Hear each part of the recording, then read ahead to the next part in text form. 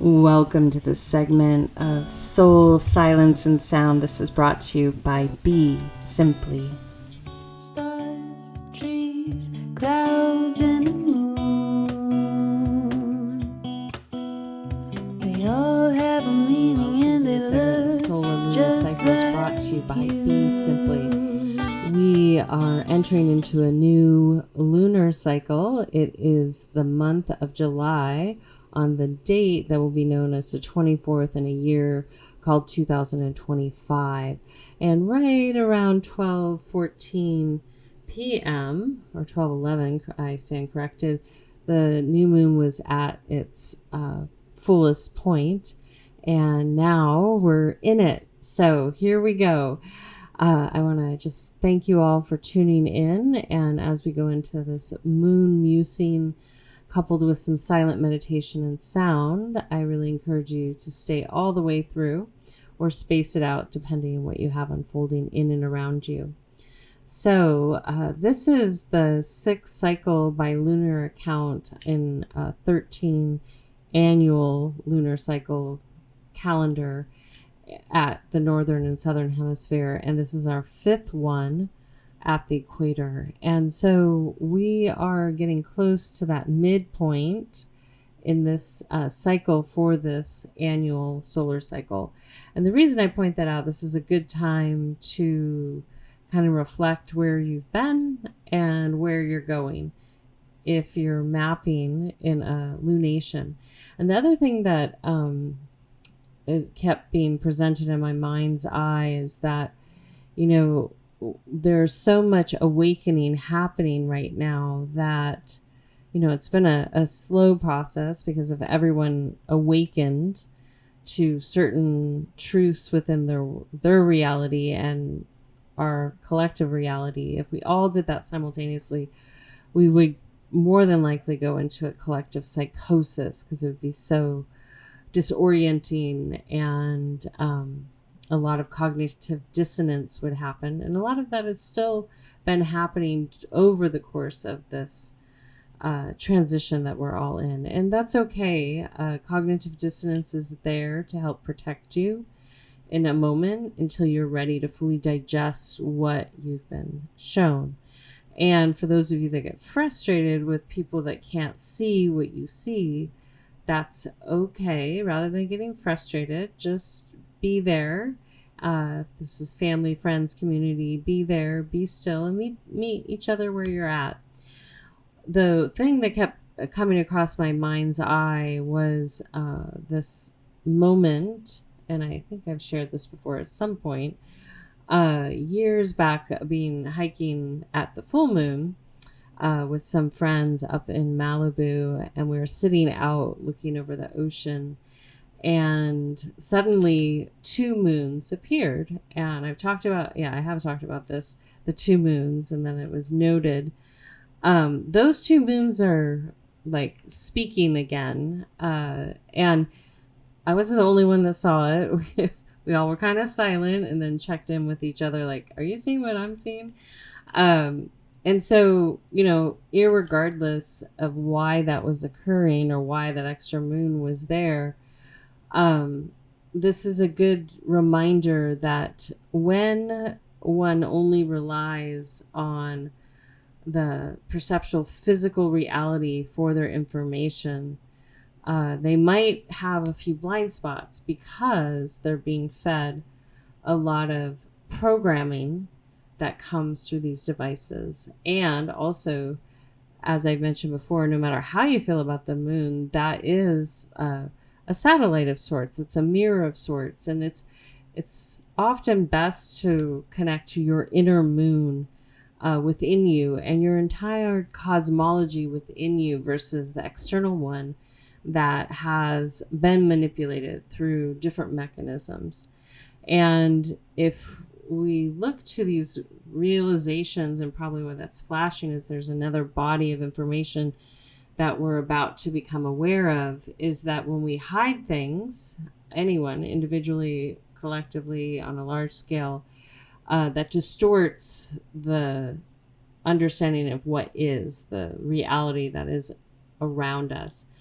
coupled with the fact that it keeps one from being able to discern information from their internal being, the intuition that's coming from their highest state of consciousness, and the outside world. And so what happens is individual gets so attached to things around them in this perceptual physical world that they forget to listen to their internal voice, and they actually bypass learning how to really consciously understand the unseen to the seen reality, to the above and below reality, the things that aren't explainable yet they're verifiable when you traverse from one perceptual place to another. And this can happen just in a moment, like a vision. This can happen having a knowing. This can happen from a dream. This can happen from a transcendental state in meditation, that something's flashed or heard. It's not to get lost in those moments. It's to observe. And just like when we saw the two moons side by side, we didn't get lost in it. We didn't panic. We just sat there and then checked in with each other and like, yep, that's happening. That's happening. And so that's the beautiful nuance, that if you give yourself the space to unplug from all these infeeds that are literally programming you, you will have a better relationship, one, with your eternal being, and then number two, with the communication that's coming from the highest, the expression of yourself and the divinity that runs through all of us. It's not outside of us, it's in and around us. And so when we give ourselves that space to listen more, you're going to be ready to unprogram yourself and give yourself more and more space without devices. And a great way to do this is just to turn your phone off, leave it in the kitchen drawer, and go about your day, and then check in with it when you need to. Have set times that you check on email. Even turn your Wi-Fi off if you're typing or doing work. If you can, turn it off and do it all on the computer without this interface of pop-ups, or handwrite it. This will give you a better interface with your heart and with this communication that's happening through the ether, and it has been happening for a long time. So the other component of this new moon is one, like harnessing your listening and orienting yourself, like making that decision. We've been gradually being asked to make certain decisions, but orienting yourself that so that you can make a decision that serves you in this moment and your eternal being and the world around you, meaning your family, your friends, your community. And I can put it simply this way, like when all is said and done, if you choose not to cultivate unspoken communication, meaning listening from unseen realms to the physical realm and communicating back, when you take transit, you have a responsibility. You're not just carried off in a chariot. You have to navigate that. And so in this setting, the one that we're communicating in right now, you have these devices and this body giving you feedback loop, and you have likes and dislikes and all kinds of stuff. Yet the minute you lose all of that, where it fades away and you're in the abyss, all that you are working with is your eternal being and your attachments and projections of what you feel that space is supposed to be. And the more time you spend learning how to communicate between these dimensional fields, the more clear you will be, and the more masterful you will be at navigating energetic fields, because it's not as cut and dry as maybe some of you have imagined. And, it takes effort and it takes courage to do that. It's similar if you've sat in a plant ceremony that is a long ceremony and it has many fields that you might go through. It's similar to that because you, one, are you the objective observer? Are you getting caught up in the information? Are you moving with it? Are you, there's all these things you could quickly lose your awareness during that process and go off on a tangent that's attached more to your ego as a part of your persona, but not your eternal being, your wisdom keeper.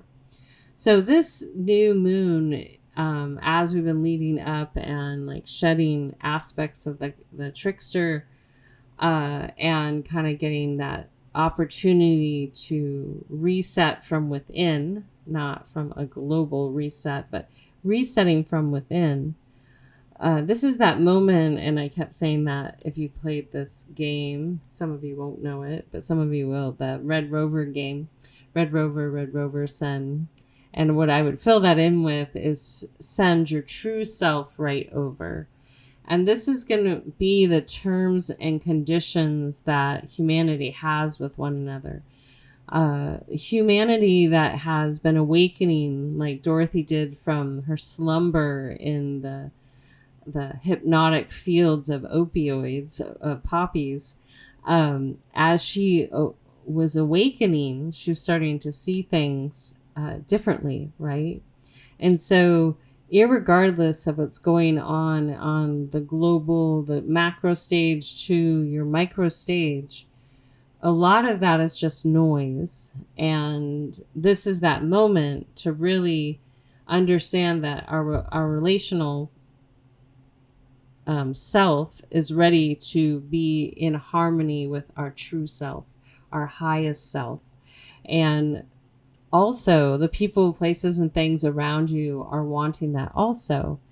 And probably the most beautiful thing to witness right now is that, yes, there's still attachments to my side, you're right, you're wrong. But there's a very interesting harmonic that's stepping forward. And that's really asking one another to be true. And so for those of you that haven't fully gone through an intense awakening, because the awakening it's not for the faint at heart. And many that have been on this process most of their life that they can remember, quite certain that you might be tired, but hang in there. And for those that haven't been destined to awaken, you will continue to, because the people that are playing Red Rover right now want to see your true self. They want you to relate to your true self, and they want to relate to you too. And what is that game? The game, a game that you would call each other over, and the person had to try to break through, and there's some strategy to it to see how, if you can get the most people on your side, all that kind of thing. And this is really kind of this craving of what we're looking for, is like true selves with sincere efforts. And anyone that's in a delusional state, what will happen, just like the game, is that those people are not going to be able to break through and reclaim someone for their side. And so that delusion will get smaller and smaller and smaller until it vaporizes. And so rather than fixate on that which we are ready to transcend, I really encourage you, if inspired during this lunar cycle, to really think about who your true self is and who are you ready to show up as, and shed all the labels, the identifications. This is an essence from your eternal being, this oscillating force that's you, that has really no physical form. Yet you have wisdom, you have gifts, and they're intended to be of service. And they were always intended to be in the forefront. All those programs are what manipulate people into being a vegan right now, a carnivore right now, a Christian right now, anything. I'm not picking on the Christians, but it's just, you'll see these trends rising. A divine masculine right now, all those kinds of things. That is really a program and a pressure. Anytime that something feels like a pressure and that you have to do it a certain way, that's inorganic. It's inorganic. And all paths will lead you to where you need to go. So you might need to be a vegan for a while. You might stay that way the rest of your life. The point is that right now, if you could sweep all of those labels aside, those identifications aside, and get to your essence, because the essence travels beyond this little blink of an eye that has so many constructs that actually imprison most of humanity. And that's what your soul is yelling out against. And all of you have maybe a different cause or effort and plight, but you all have humanity, unless you have some kind of soulless being that isn't able to really relate to the idea of humanity. But the majority of you are humans and have humanity and are here to serve. So the exciting news is that you get to really step into this aspect of your true self. And it's not the one you were 5 minutes ago. It's not the one you were 10 years ago. It's a new version of yourself with the sum accumulation of everything you've picked up along the way. So just imagine that you sat down to your potter's wheel, you put down the clay that's AKA you. It was this beautiful vase, you've smashed it down and you're about to spin it out into something else. And it may become a vase again. It may become a bowl. It may become several teacups. It's really about the potential that exists there and your radical honesty to really meet your true self. So, if inspired, Red Rover, send your true self right over. Now, we'll let all that fall away, and I welcome you to come up in an upright, seated position. And then just bringing a gaze to a focal point down in front of you. And then exhale out.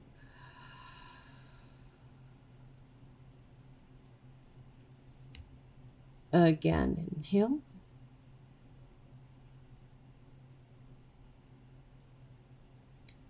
And exhale. Good. One more inhale.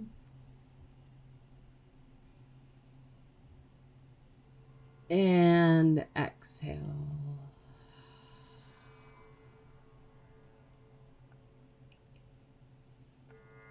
And as you continue to breathe in and out, I welcome you to observe your natural breathing pattern. Keep your eyes focused on a focal point down below you. Soft gaze.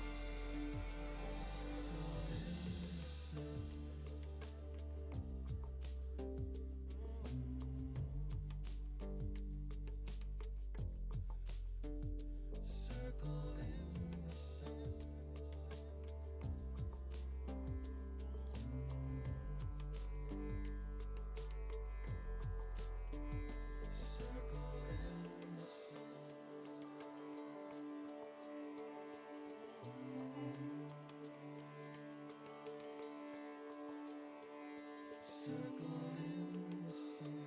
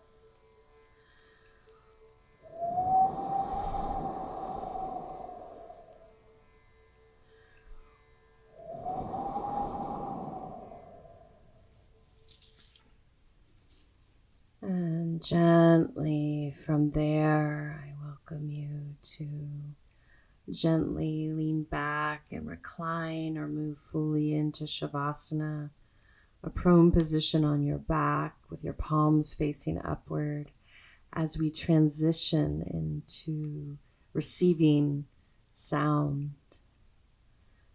As you settle in, just take a nice gentle breath into the heart and out. Again, inhale.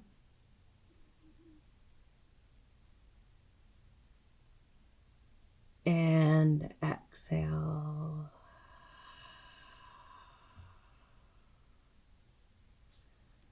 And one more inhale. And exhale. And then continue to follow your natural breathing pattern.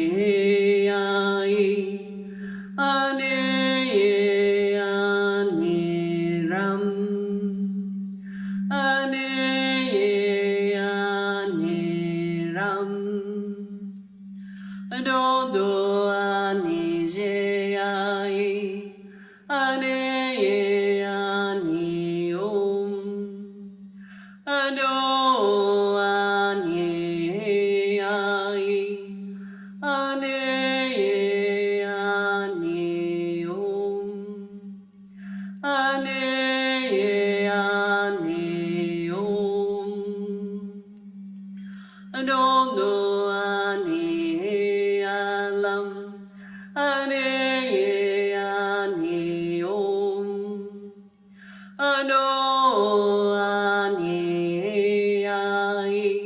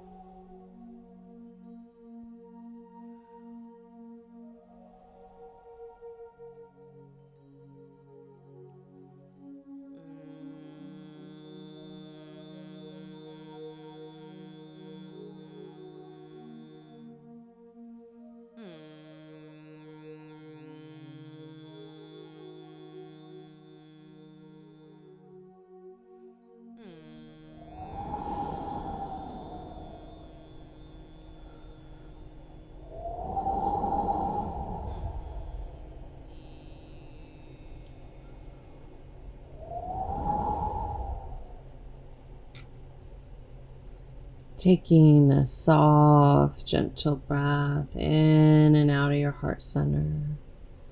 Gently breathing in and out. Again, inhale. And exhale.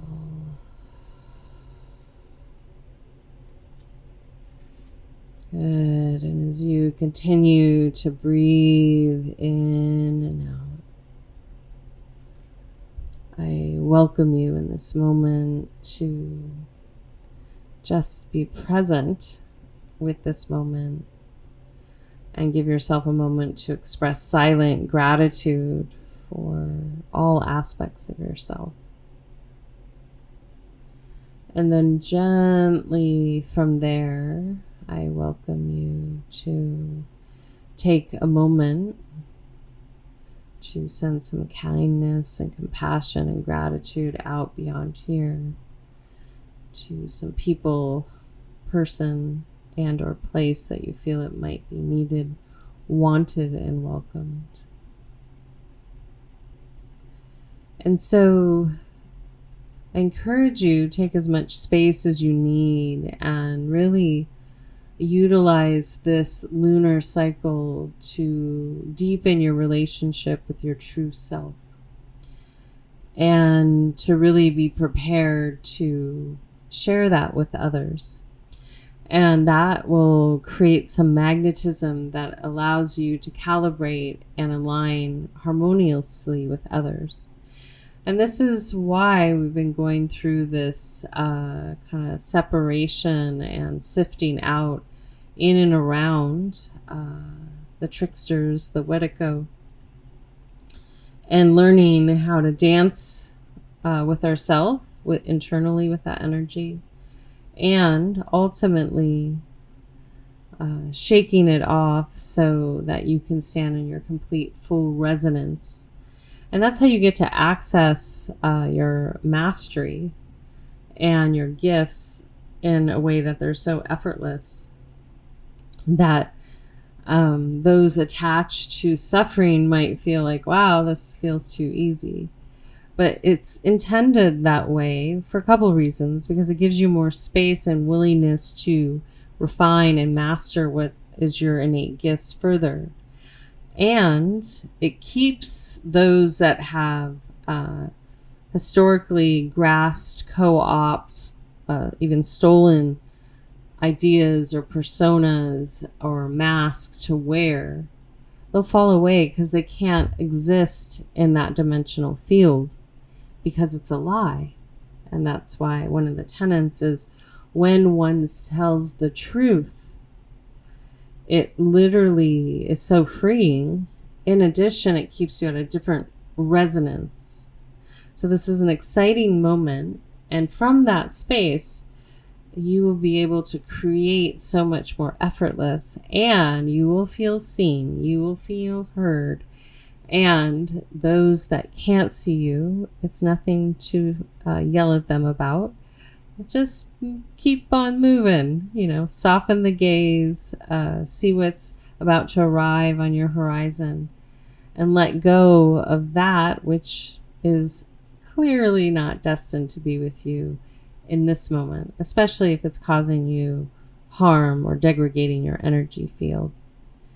So as we exit out, we're going to exit out with little Kadri Scott, Fields of Flowers. And I want to give special thanks to all of you for listening. And I want to thank Dante Marino, Random Rab, and Kadri Scott for being here and participating. Once again, please support the arts. Go and see local live shows. Support small to medium projects first before you spend all that money on the big ticket stadiums. This helps migrate and transform the imbalance in the arts, that there's plenty to go around. It's about redirecting our energy so that we can support many more sincerely than just a few chosen ones. So exciting times. And that's in all like music, literature, science, all authentic, true selves. Send them right over. I want to know about you, and please share the ones that you know about with me. Until next time, this is Suzanne signing out with a full heart, a soft gaze, a deep bow, and a namaste. Be simply.